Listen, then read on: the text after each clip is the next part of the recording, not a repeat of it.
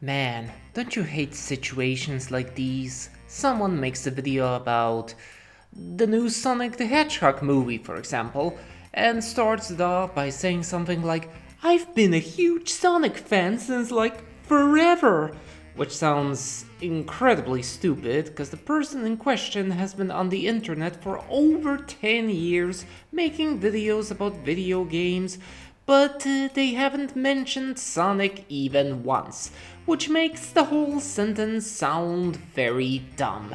Because if they were truly fans, wouldn't they have made a video about it ages ago? Anyways, I've been a huge Warcraft 3 fan since forever. The game was released in 2002, receiving near perfect reviews in video game magazines. People were talking a lot about it, and my brother got interested in it, feeling like we both would enjoy it, seeing how real-time strategies were something we both were into back then. However, Warcraft 3 proved to be quite different from all those other games, getting the attention of many people even outside the regular RTS crowd.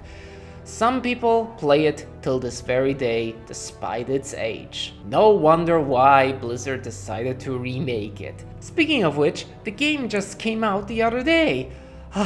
Man, I was sure excited. I bought the game right away and... Oh no, wait.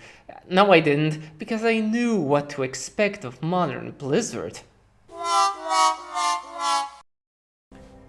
Yeah, Blizzard just keeps doing this sort of crap ever since Activision bought them.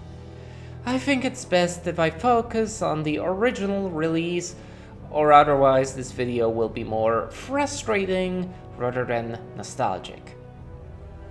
Warcraft 3 borrows elements from the RPG genre. The storyline here ties all the missions together far more strongly than in any other RTS game that I had played up till then.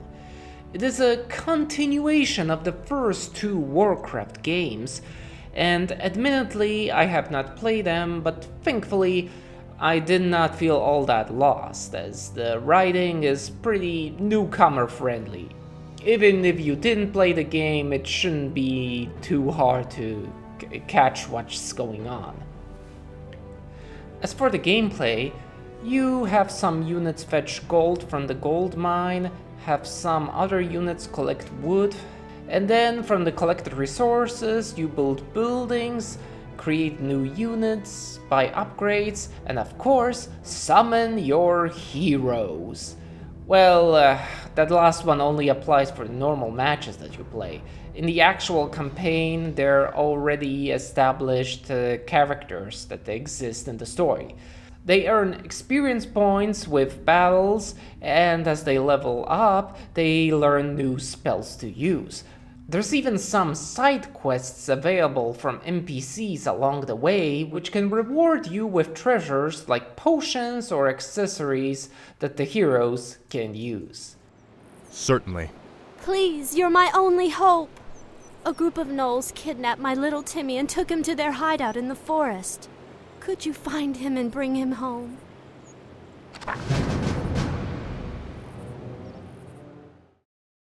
The only other RTS game that I know that has blended the mechanics of these two genres this well was 2003's Spellforce.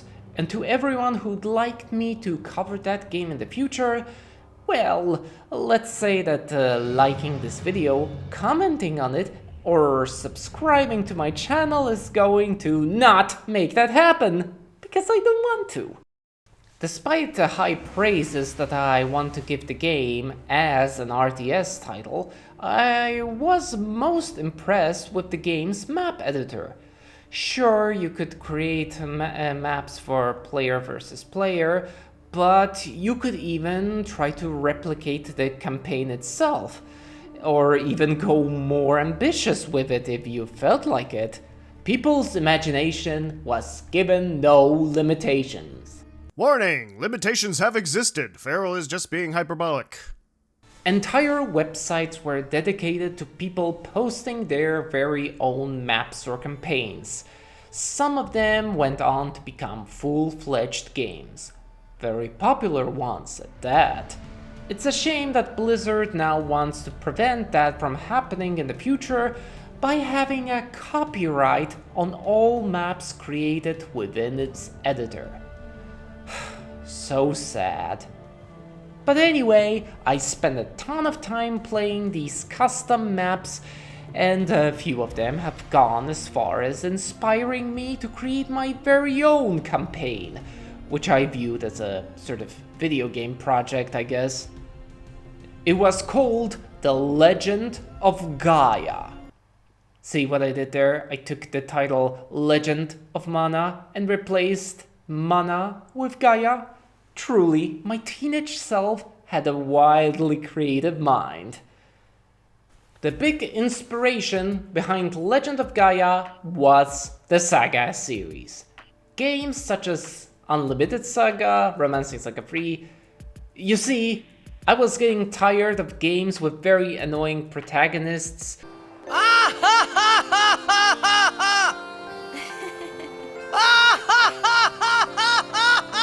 And so the option to play as whom I wanted was very appealing to me.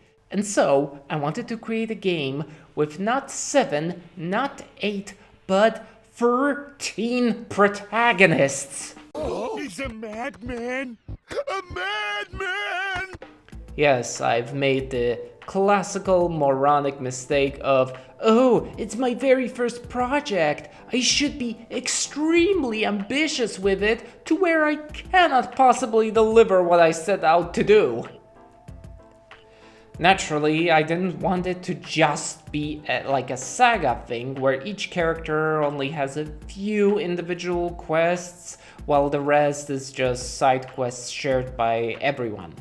I wanted it to be a story of 13 heroes who progress through the story, unite over time, and eventually, together, fight against a common enemy, who is one of the 13 characters! Dum dum dum!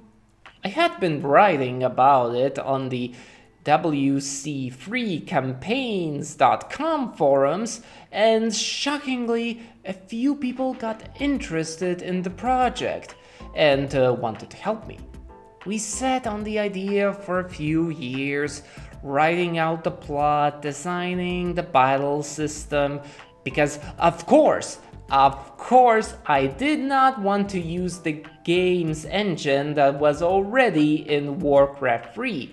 I wanted a turn-based battle system, just because the games that inspired this whole campaign were turn-based.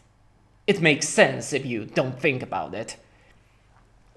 We didn't make any real maps, or rather, didn't finish any. After a long time, I did realize that I could simply use the in-game engine.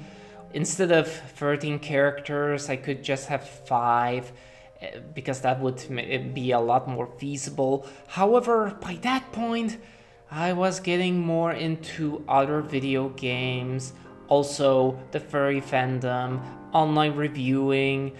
Nothing ever came from the Legend of Gaia. And since the WC free campaign site is now gone, I guess, there's basically no traces of the idea online. However, on my hard drive, I still have some stuff stored, and so I can read up what characters I came up with the help of my friends. It's so shocking to think that these days I'm way too busy to do anything. But back then, I could very easily spend hours writing these stories, come up with items, spells, weapon techniques, and all the other stuff which ultimately never went anywhere. I suppose I was a young, naive teen and I aimed way too high. Still, it'd be a very big mistake to label all of this as a waste of time. It was the first project that I dedicated so many years to with an aim to actually complete something. I dedicated myself to it. In the future, projects such as my comic or video reviews would show up, and while a few mistakes were repeated even there, some others were not, so it was still a learning experience. Most importantly, it was quite fun, and I made some friends along the way, and I do still keep in contact with them. In truth, this was the whole point of this very video. To talk about some nostalgia for Warcraft 3, its map editor, and what stuff I tried to make. I could perhaps warn people about some stuff like you should start out simple, not go out of your way to make your very first project be the big thing, to sweep nations, and to never forget that having fun while doing it is what counts the most. Still, it does feel odd to give such suggestions in the context of Warcraft 3, given that the reforged version of the game outright states that Blizzard and Activision have full rights to whatever maps you'd create in the map editor, just to make sure that nobody creates anything incredible and makes money with it, giving them nothing out of it. So, yeah, you can get creative, but in the end, if it's successful, you get nothing out of it. Well, in all fairness, the game seems to be trash anyway, so who cares? Let's all go out and play Animal Crossing.